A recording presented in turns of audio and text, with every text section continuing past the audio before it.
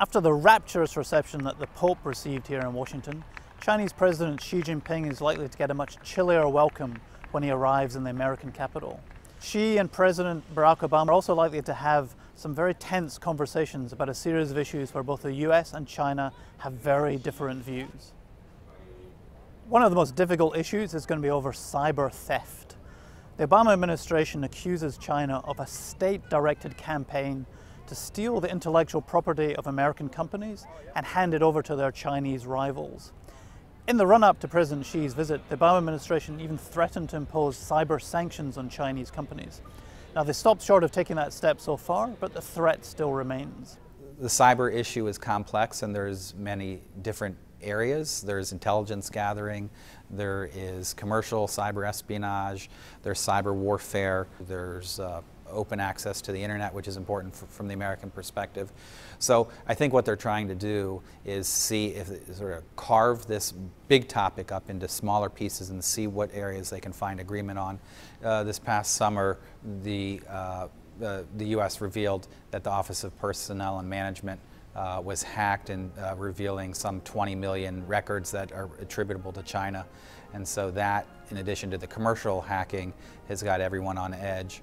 The conversation the U.S. is having about cyber sanctions in the context of difficulty getting the Chinese to have a substantive conversation about cyber espionage on commercial targets is justified. The U.S. has shown a great deal of patience on this issue going back several years, essentially getting nowhere with the Chinese on it. So it's not surprising that you would see, particularly in the wake of the OPM hack, a conversation from the American military intelligence community and others about thinking about other tools besides sitting down and talking to address this issue.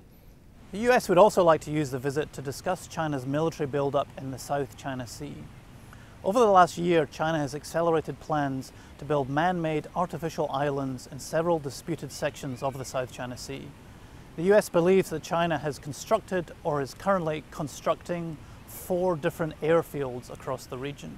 Some in Washington see this as a direct challenge to the ability of the US Navy to operate freely in the South China Sea, an area through which travels around half of the world's maritime commerce.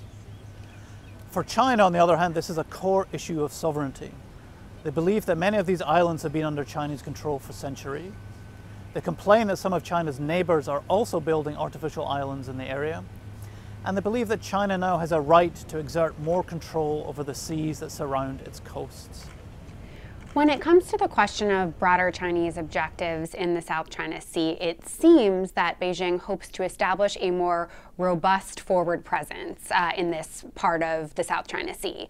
The runways that China is installing on its artificial islands, the port facilities that it's building, the radar and communications equipment that it is installing will allow China to maintain a more regular military and Coast Guard presence in this part of the waters, basically to advance potentially its territorial claims and to potentially put pressure on other claimants in the South China Sea.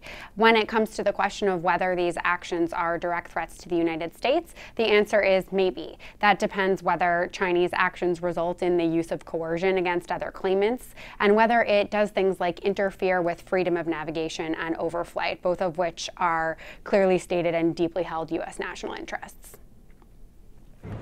There is one subject that both governments are keen to talk about: the ongoing negotiations on what's known as a bilateral investment treaty, which will make it easier for companies from both countries to invest in each other.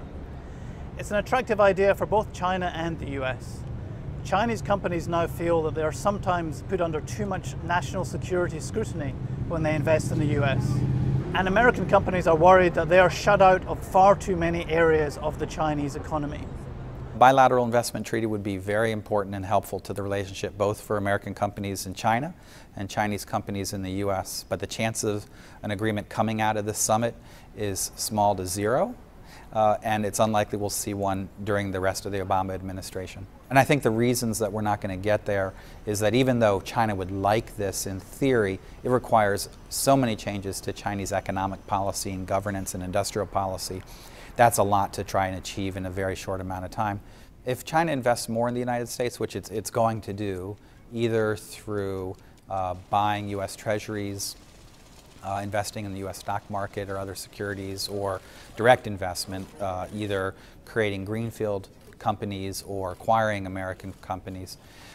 That would help in many ways. It would lead to greater U.S. employment opportunities, greater U.S. manufacturing, probably sales to China.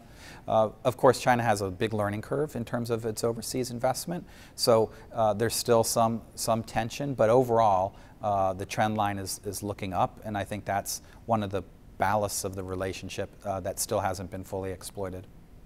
These negotiations show that investment is becoming an increasingly important part of the US-China relationship. With so many other areas of tension, from cyber to the South China Sea, increase in direct investment by companies is creating a much stronger mutual interest in each other's success. This is Geoff Dyer for the Financial Times in Washington.